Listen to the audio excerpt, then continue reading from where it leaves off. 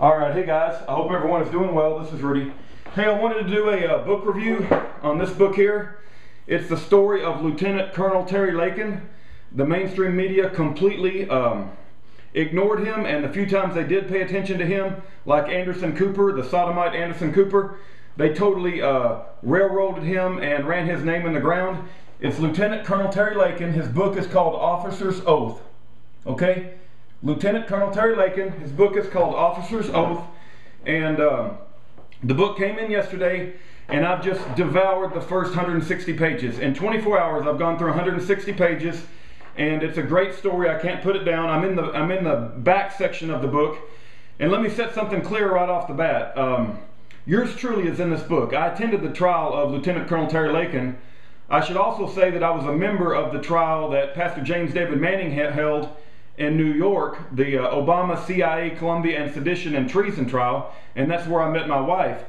But after I was a jury member in Pastor Manning's trial, I went to the trial of Lieutenant Colonel Terry Lakin and watched the travesty, the absolute travesty of justice, the kangaroo court, when they railroaded this man into Fort Leavenworth prison. He was sentenced for 6 months and he spent 5 months in prison. But let me set something clear right off the bat about this book.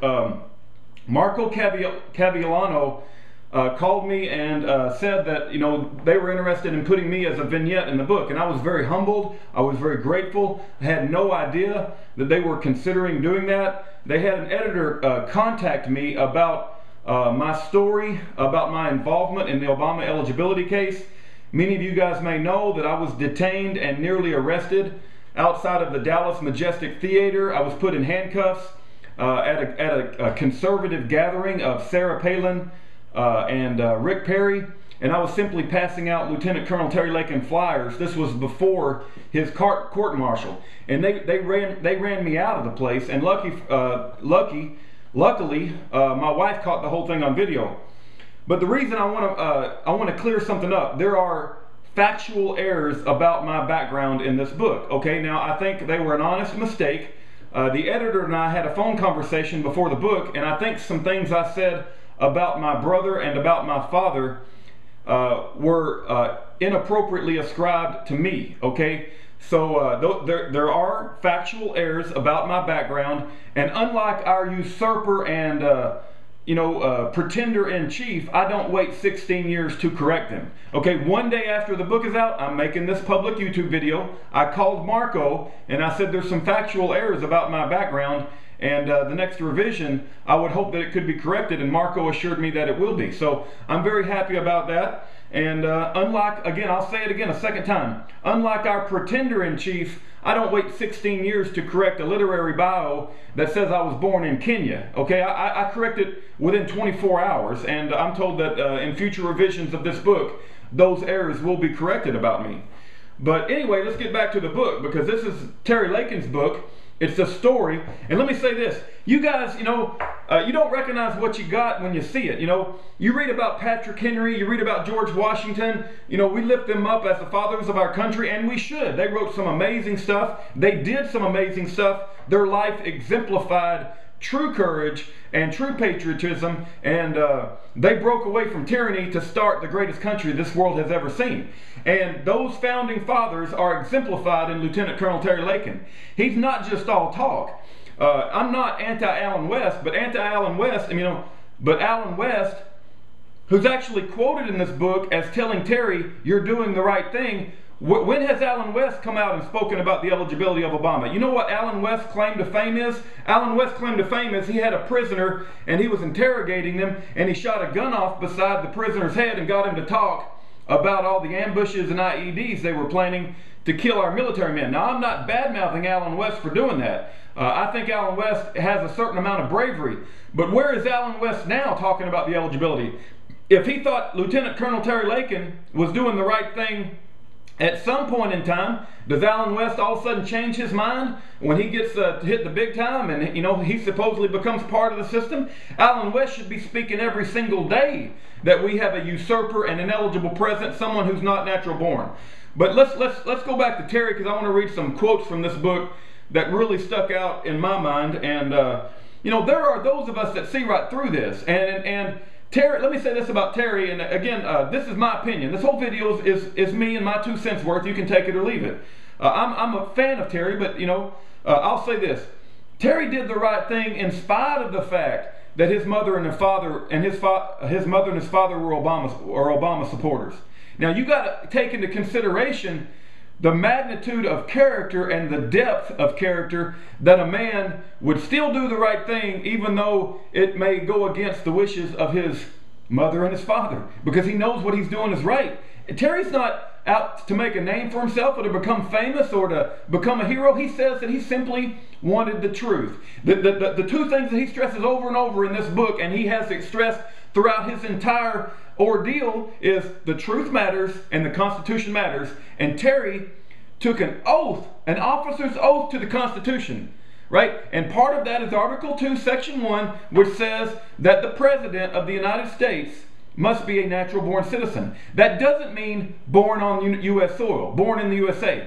Natural-born citizen does not mean born in the USA. It has a very specific meaning. It has very specific legal meanings that should be debated in a court of law, and our congressional leaders like Ron Paul and everybody else in Congress like Romney and everybody else, McCain, should have done, and Terry Lakin should have never bore the brunt of this burden.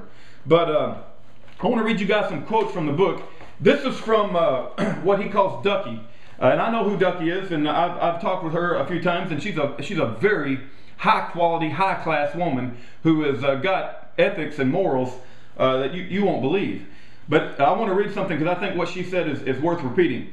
Sadly, the American people depend upon a vetting process for national candidates, which evidently is truly and astonishingly non-existent. Instead of actual verification of genuine documents to determine citizenship by some impartial board or committee, the vetting process appears to have become subjugated, in the case of Mr. Obama, to competing campaigns or partisan websites, a flawed internet phenomenon which Judge Robertson referenced as twittering and blogging. One of the judges suggested that Obama's been vetted by all the twittering and blogging that's been going on. You got to be kidding me. Is that what our country has came to? Instead of we're vetting our presidential candidates with a fair and impartial process, you know, fair and balanced, as Fox News supposedly claims, which is an absolute joke.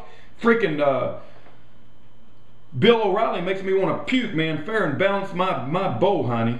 Okay, let me read you some other guys, some things that I caught in this book. And this is something that really stuck out to me when I attended that trial. And it was terrible to watch them put a man of integrity, of honor, that served our country in active combat over 15 years, and to railroad him into Fort Leavenworth prison when he's simply asking a valid question. And I want to read some things, because there was a couple named the Dobsons, and I want you guys, you know, I'm not going to give away everything in this book. I love this book, man. It totally tells us. It's like we're reading the story of a modern-day George Washington. We read about George Washington in the past, but we got him right here today. Terry Lakin is a modern-day George Washington or a modern-day Patrick Henry.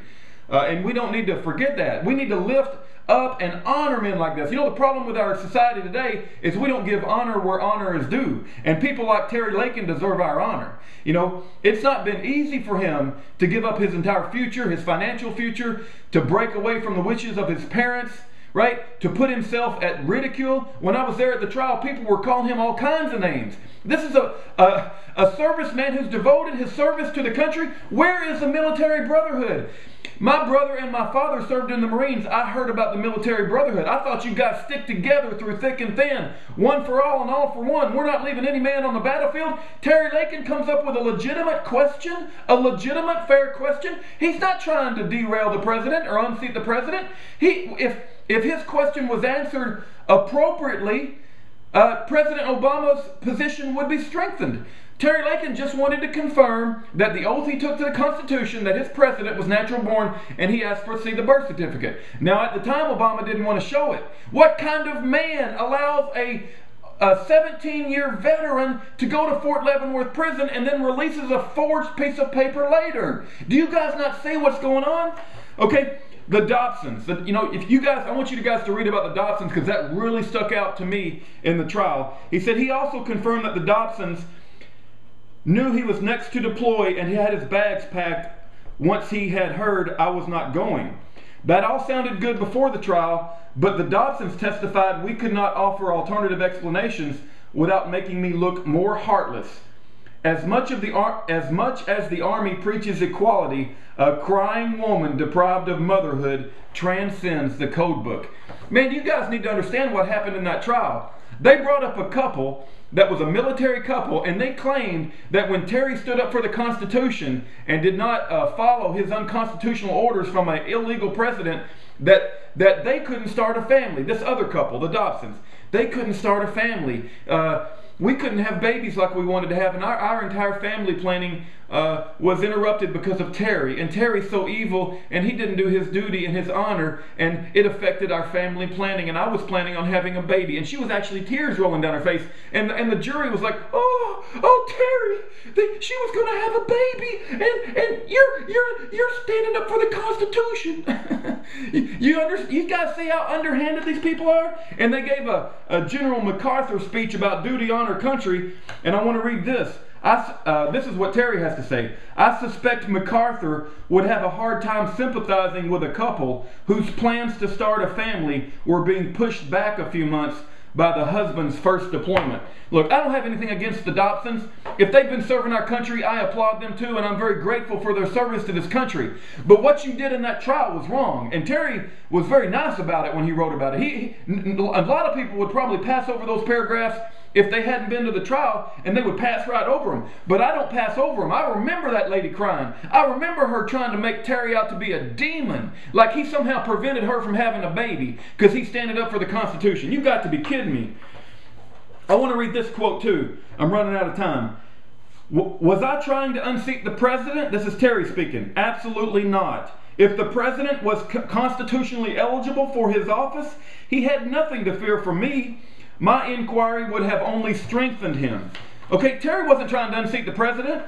He was trying to strengthen the position of the president. That's just like Sheriff Arpaio. When he started out, he wasn't trying to run the president into the ground. He wanted to get rid of all these questions from these so-called birthers. He wanted to put that to rest. He wanted to say, I've checked it out, you guys are nuts. But when he checked it out, and when he actually put a little thought and research into it, Sheriff Arpaio realized we got the biggest constitutional crisis this country's ever seen, and it's still being ignored. And unless we come terms face to face with this issue, we will never turn this country around. And I will speak the truth, and I will support people like Terry Lakin, Pastor James David Manning, Pastor Carl Gallups, and Sheriff Arpaio till my dying breath. I see through all this crap, and I know a lot of other people do too, and you ain't going to get rid of us. We're going to continue to speak the truth. God bless Lieutenant Colonel Terry Lakin. I hope you guys get a copy of his book. He is a modern day George Washington and a modern day Patrick Henry, and there are still some of us that will not go quietly into the night. God bless every one of you.